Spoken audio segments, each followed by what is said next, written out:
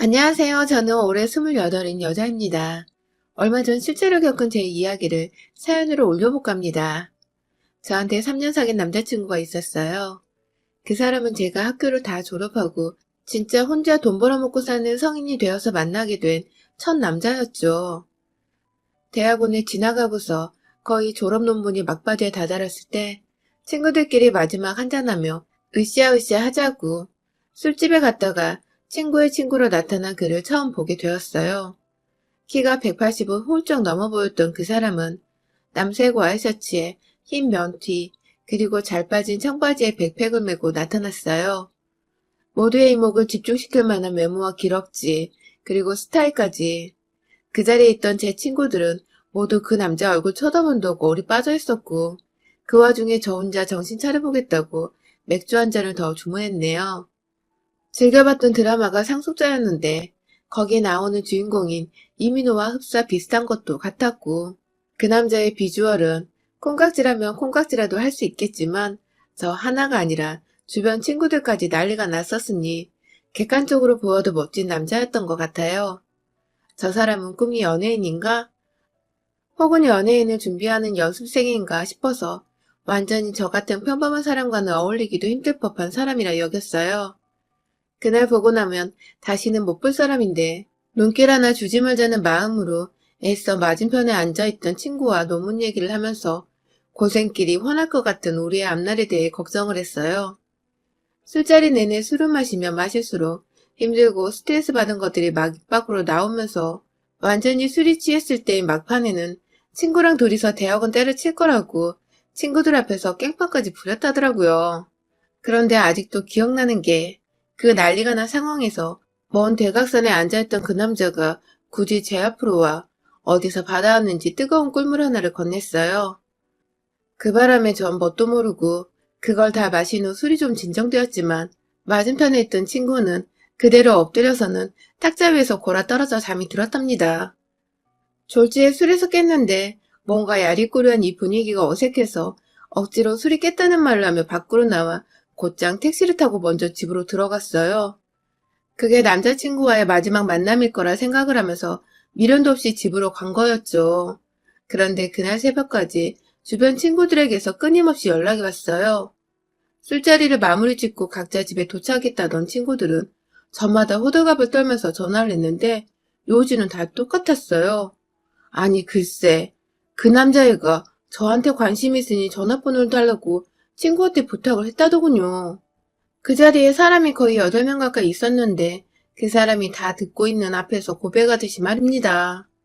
그래서 친구는 제 전화번호를 건네주었고 다른 사람들은 모두 저희 두 사람이 얼마나 진전이 있는 건지 확인하고자 연락을 했던 것이었어요. 아직까지 따로 연락 온 것이 없었기에 좀 얼떨떨했는데 친구들은 그런 제게 하나 둘 말을 하더라고요. 어쩐지 그 남자애가 절 자꾸 쳐다봤다고. 어쩐지 술 취한 애는 2명인데 저 하나만 챙기겠다고 주방에 들어가 한참 사정을 하더니 꿀물을 받아왔다는 거예요. 누군가의 챙김을 받는 것이 꽤나 설레고 기쁘더군요. 그것도 멋있고 잘생긴 이상형 같은 남자한테서 온전한 관심을 받았다는 생각에 괜히 혼자 마음이 들떴습니다. 그렇게 제 번호를 알고 있다는 그 남자의 연락을 매일같이 기다리고 또 기다리길 한 사흘쯤 흘렀나? 연락이 드디어 왔어요. 대단한 드라마를 찍은 건 아니었지만 우연히 만나게 된 그날 저한테 첫눈에 반했다면서 단둘이서만 만나서 커피를 마시든 밥을 먹든 데이트를 하고 싶은데 언제 시간이 괜찮냐고 물어봐주던 그 남자의 말에 전화를 끊고서 한참 동안이나 혼자 이불 안에 들어가 발을 동동 구르며 좋아라 했답니다. 그렇게 저희는 정말 아주 우연히 만난 술자리에서 호감을 가지고는 남자친구의 적극적인 대시로 순식간에 연인이 되어버렸어요. 나중에 알게 된 것은 제 남자친구는 저희와 동갑이지만 제가 다니던 대학원의 대학에 아직 재학 중인 학생이었고 그 학교에서는 꽤나 유명한 선배이자 남자였다고 하더군요. 물론 다른 게 아니라 외모가 너무 출중해서 말입니다. 졸지에 한 학교의 유명인사를 사귀는 여자애가 되어버린 전 모르는 사람들의 관심까지 한 몸에 받아버리게 되었지만 나름 재밌고 또 신선했어요. 평생 남의 관심이라곤 받아본 적이 없이 살아온 제가 어쩌다 이렇게 눈에 넣어도 안 아플 멋진 남자친구를 사귀게 되었나 싶어서 오히려 뿌듯하기도 했어요. 이랬던 남자친구와 저는 거의 3년을 가까이 연애를 하면서 깊은 관계를 유지했습니다. 제가 외모만 보았더라면 절대 이 사람과 오랜 시간 만나지 못했을 거예요. 잘생겨봤자 성질머리가 더러우면 상종하고 싶지 않았을 테니까요. 하지만 이 사람은 외모만큼이나 성격이 참 고운 사람이었어요. 남자한테 곱다는 표현이 웃길 수도 있지만 섬세하고 진중하고 또 매사에 촐싹거리지 않고 차분한 것이 딱 곱고 착하단 표현이 어울리는 사람이었죠. 형이 하나 있는데 어릴 적부터 형한테 뺏기고 맞으면서 자라느라 무언가를 가져보고 욕심내는 것에 아직 서툴다며 그중 처음으로 욕심내고 다가가 보려고 한 것이 저였다면서 달콤한 말로 사람 귀와 마음을 흔들어대던 이 남자에게 저는 해가 지날수록 완전 홀딱 빠져버리게 되었습니다. 그렇게 매일을 처음 만나는 사이처럼 알콩달콩하게 잘 지내다 보니 저는 어느새 직장인이 되었고 남자친구도 저 취직하고 1년 뒤까지 취준생활을 하다가 마침내 한 회사에 채용이 되었어요. 애초에 저는 대학원까지 졸업을 했었고 나름 학점관리에 취업 준비도 똑부러지게 했었기에 좋은 회사에 취업을 할 수 있었는데 생각보다 잘 풀릴 거라 여겼던 남자친구는 사정이 정반대였어요. 학교 자체가 인서울 상위권인 학교이기도 했고 남자친구가 외모도 잘생겼고 사람이 반듯한 걸로 킹카라 소문이 나 있었기 때문에 전 당연히 이 사람이 학점 관리도 착실히 했고 또 취업도 나름 잘 준비했을 거라고 생각을 했는데요. 막상 졸업을 하고도 취준 생활을 1년 정도 이어가길래 옆에서 도와주고 싶은 마음에 이력서나 자기소개서 첨삭을 해주려고 한 적이 있는데 정말 가관이더라고요. 학점은 평균 3주차 넘기지 못했고 토익 800점짜리 말고는 이렇다 할 자격증이나 어학 점수가 없었어요. 안 그래도 문과생들은 취업하기 힘들다고 대학 가서 취업 준비에 먹을맨만 살고 있는데 이 사람은 완전 남일처럼 그걸 손 놓고 대학을 다녔나 보더라고요. 처음엔 당황스럽고 살짝 실망이 되려고 했는데 이내 마음을 도로 잡았습니다. 내가 좋아하던 사람은 공부를 잘하고 못하고를 떠나서 나에게 잘해주고 날 설레게 해주던 온전히 성격 좋고 잘생겼던 사람이었으니까 학점은 그럴 수 있을 거라며 애써 이해를 해보려고 노력을 했죠. 그렇게 다시 으쌰으쌰해서 남친 취업을 도와주고 격려해주고 다행히도 비교적 규모는 작지만 망할 일은 절대 없는 탄탄한 중소기업에 들어갔습니다. 서로 직장인이 되어 만나니 전보다 훨 어른이 되어 만나는 것만 같아 또 색다른 기분이 들었어요. 제가 직장을 먼저 다닐 적에는 월급을 받는다는 이유로 제가 데이트 비용을 주로 내는 편이었는데 남자친구가 취업을 한 이후로는 자기가 돈을 내고 싶다며 먼저 데이트 비용을 지불하고 이런 식으로 저희는 서로에게 부담이 되지 않는 선에서 최대한 배려를 하고 맞춰주면서 큰 싸움이나 마찰 한 번 없이 잘 연애를 해갔습니다. 그러다가 남자친구가 문득 결혼 얘기를 꺼냈습니다. 함께 결혼해서 데이트를 하는 기분으로 매일을 살면서 미래를 갖고 나가보는 게 어떠냐고 물어보더라고요. 결혼에 대해선 아직 20대이고 해서 전혀 생각을 하지 못하고 있었는데 먼저 얘기를 꺼내주니 저도 내심 하고 싶다는 생각이 들더라고요. 그렇게 저희는 자연스레 서로의 동의하에 먼저 결혼을 결심하게 되었고 그때부터 차근차근 양가 부모님께 인사를 드리는 시간을 가지게 되었습니다. 사실 남자친구는 저희 부모님을 만나본 적이 몇 번 있었어요. 데이트를 하며 늘 저를 집까지 바래다 주던 사람이어서 오고 가는 길에 부모님이 미안하고 고맙다며 집안으로 부르신 적이 있었죠. 대단히 친한 건 아니었지만 집안에서 같이 차도 마시고 가끔 주말이면 밥도 먹고 가곤 했던 사람이었던지라 저희 친정 부모님께 결혼 허락을 받아내는 것은 딱히 어려움이 없었습니다. 하지만 남자친구 쪽은 좀 달랐어요. 연애를 하는 동안 제가 남자친구 집 근처로 갈 일이 없었을 뿐만 아니라 도통 남자친구가 부모님과 전화통화조차 잘 하지 않으니 제가 옆에서 그들의 대화를 듣거나 접해볼 기회가 전혀 없었거든요. 제게는 완전히 상상 속 미지의 인물들이었던 시어머니와 시아버지, 그리고 남편의 형, 긴장이 살짝 되긴 하더라고요. 그러다가 결국 예비 시부모님을 만나 뵈는 약속이 잡혔는데요. 바로 남자친구의 집에서 말입니다. 최대한 단정하게 하지만 일어서고 앉는 동안 불편함이 없도록 연한 살구색 파스텔 톤의 참한 바지 정장을 입고서는 찾아갔어요. 손에는 엄마랑 머리를 쥐어짜고서 결정한 과일 바구니 선물 세트 하나 큼지막히 사갔고요. 그렇게 떨리는 마음으로 남자친구의 뒤에 서 있다가 문이 열리자 활짝 웃으면서 집 안으로 들어가려는데 웬 개 한 마리가 wal발 짖으면서 현관으로 뛰쳐나와버렸습니다. 이빨을 드러내며 지저대던 치아와는 바로 남자친구네 반려견이었는데요. 아니, 개가 있다면 이따 말을 해줄 것이지. 남자친구는 그간 3년 동안 단 한 번도 개소리를 한 적이 없어가지고 저는 전혀 예상치도 못하게 개와 영접을 하게 된 것이었어요. 얌전하고 귀여운 개면 모르겠는데 막 자꾸 으르렁거리고 물기 직전으로 달려들려 하니 저는 그만 겁에 질려서는 남자친구 뒤에 꼭 숨어버리고 말았죠. 그런데 그게 저희 시어머니 눈에 미운털이 박히게 했었나 봅니다. 시어머니는 첫 만남부터 며느리가 될 애가 인사는커녕 개 피한다고 아들 뒤에 숨어서 나오지라느니 적잖게 기분이 상하셨나 보더라고요.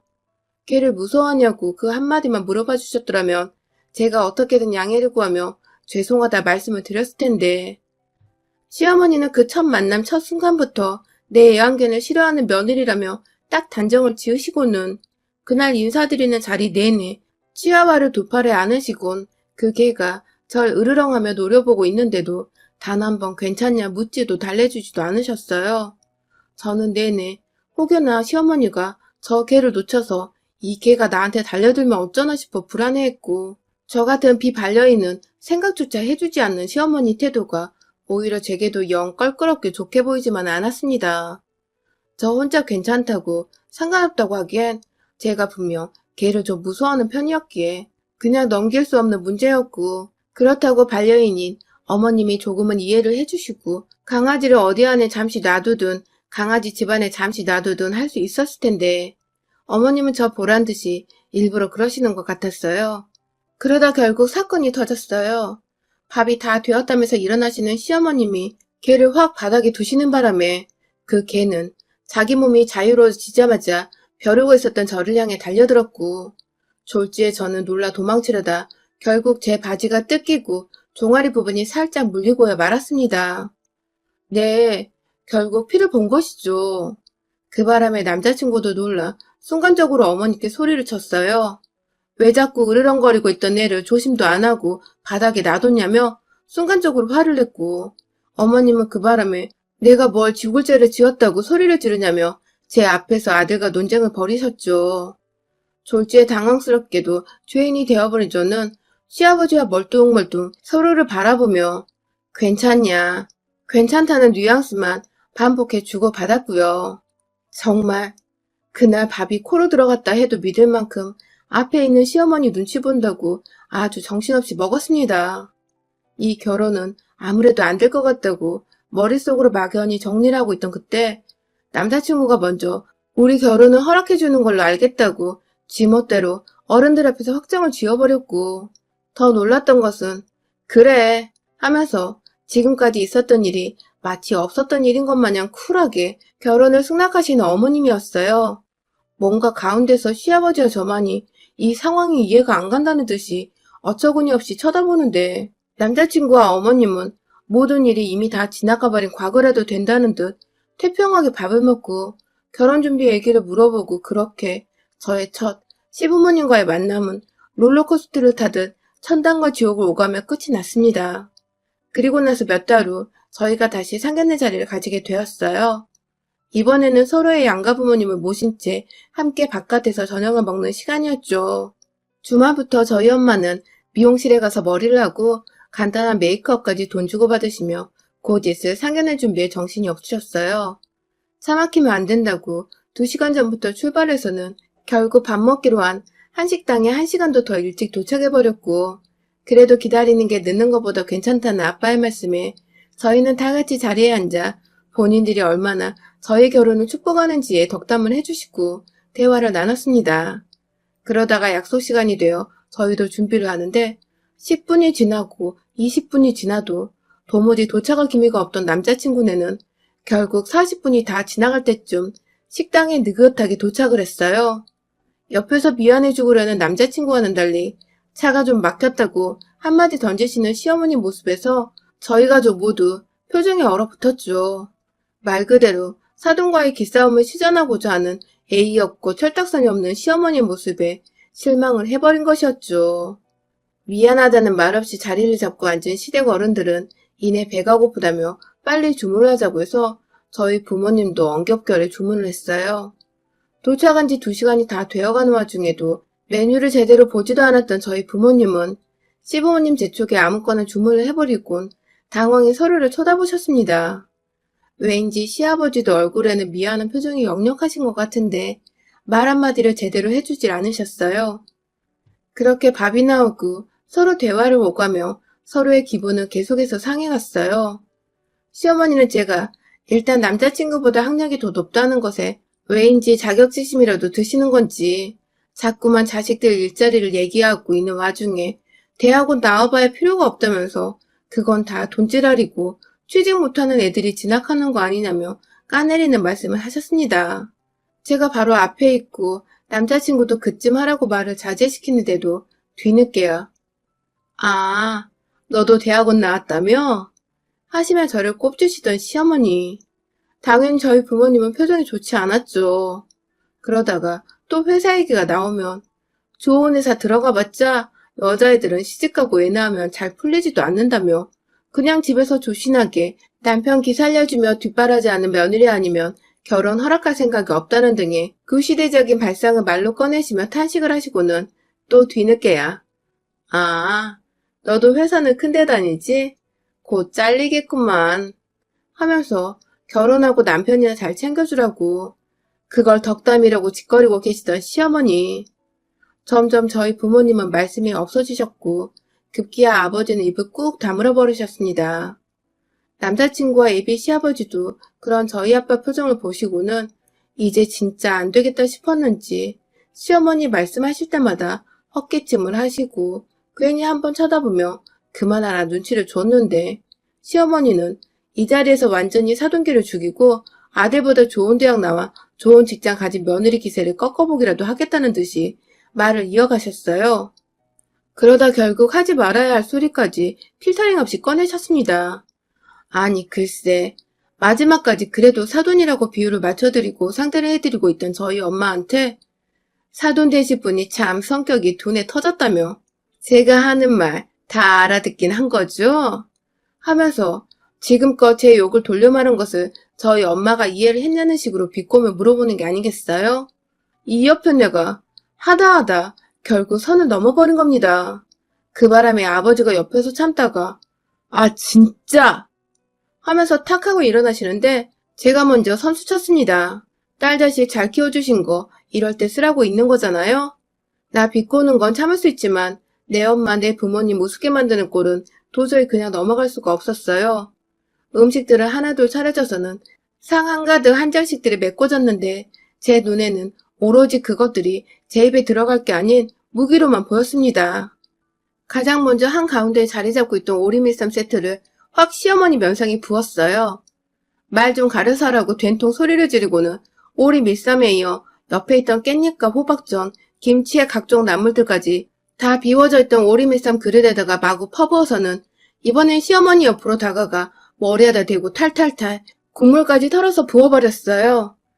남자친구는 물론이고 시아버지까지 당황해서 말리다기보단 결국 일이 터졌구나 싶어서는 처음 몇 초간 벙쪄 있다가 뒤늦게야 그만하라고 시어머니가 아닌 절 말리러 오셨고 그 바람에 시어머니는 이게 뭐냐며 막 씻겨낸 물을 찾는데 그 꼴을 보고는 저희 아빠가 앞에 있던 시원한 냉수통을 갈비 뜯고 남은 뼈 집어넣으라고 놓여져 있던 빈통에다가 콸콸콸 부어서는 그걸 그대로 시어머니 면상에 쏟아 부어버리셨네요.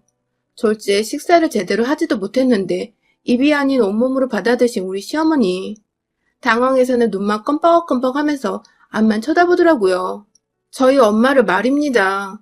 그런 모습에 저희 엄마는 제 속이 통쾌하도록 헛웃음을 지으시며 제가 딸 하나는 참 잘 키웠죠?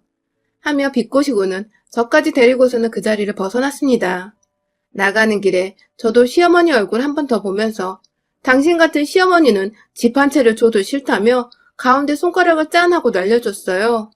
그날 남자친구는 잘못했다고 빌다가도 자기 엄마가 내내 우신다고 너무한 거 아니냐고 또 한 소리를 하다가 또 정신 못 차리고 다 자기가 잘못했다고 비는데 아무리 좋고 되게 잘해줬던 남자친구였어도 시어머니가 그 모양이니 정말 정이 하나도 안 가더라고요. 역시 결혼은 현실이란 말이 딱 맞아떨어지는 대목이었습니다. 완전히 이별을 통보한 후에도 한동안 매달리겠다고 저희 집을 찾아왔지만 얼마 전 저희 아빠랑 독대를 하고서는 그 후론 더 이상 오질 않더군요.